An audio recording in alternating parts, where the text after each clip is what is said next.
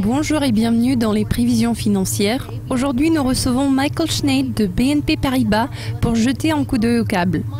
Michael, nous avons vu le sterling franchir son plus haut sur 6 semaines à l'ouverture des échanges lundi suite aux commentaires bellicistes récents faits par la Banque d'Angleterre. Vous envisagez que dans un mois, cette paire sera cotée à 1,52.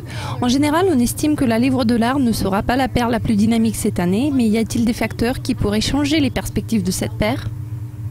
Analysons les raisons pour lesquelles le câble est perçu comme une paire peu dynamique cette année. L'on envisage que la Fed et la Banque d'Angleterre vont relever les taux d'intérêt dans les 12 prochains mois. Au fur et à mesure que la divergence entre les politiques monétaires continue de préoccuper le G10, la livre sterling comme le dollar américain ont toutes les chances de rester au même niveau conformément à la cotation actuelle au sein du G10. La performance des deux devises en question peut être considérée comme étant très bonne contre celle des autres devises majeures. La performance de la livre sterling est très bonne face au dollar, pourtant son attrait est susceptible d'être inférieur à celui de l'euro et du yen. Cette année, les risques majeurs concernant le sterling sont liés aux élections générales en mai.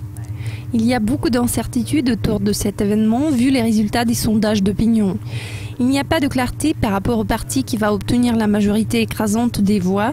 La question est de savoir à quoi ressemblera la nouvelle composition du gouvernement et surtout de la coalition après le scrutin. Les risques politiques pèsent sur la livre. Pourtant, en ce qui concerne les fondamentaux économiques, ils sont très robustes au Royaume-Uni.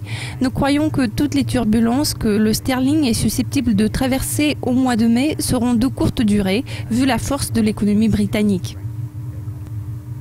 Michael, quels sont vos taux cibles pour la paire à moyen et long terme et quelles sont les raisons derrière ces prévisions ?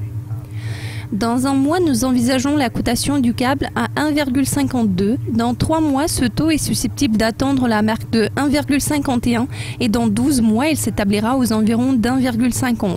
En ce qui concerne les fondamentaux clés qui vont influencer le taux de la paire, ce sont bien sûr les hausses des taux d'intérêt prévues par la Fed et la BOE. Pour la Fed, nous anticipons la première hausse d'ici septembre. Ça s'inscrit très bien dans les spéculations courantes du marché.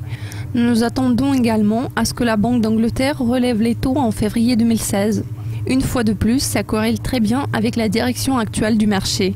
En termes d'opportunités, je dirais que les positions courtes représentent le plus d'intérêt car la performance du sterling s'est révélée très bonne sur le court terme, notamment au cours des quelques dernières semaines. Ça favorise les positions courtes sur le sterling. Le dernier rapport sur l'inflation britannique a montré un léger recul de cette dernière et le sterling s'est renforcé par la suite. Ça a placé la livre dans une situation un peu vulnérable car la paire pourrait reculer vers la cible d'1,52 dans un proche avenir.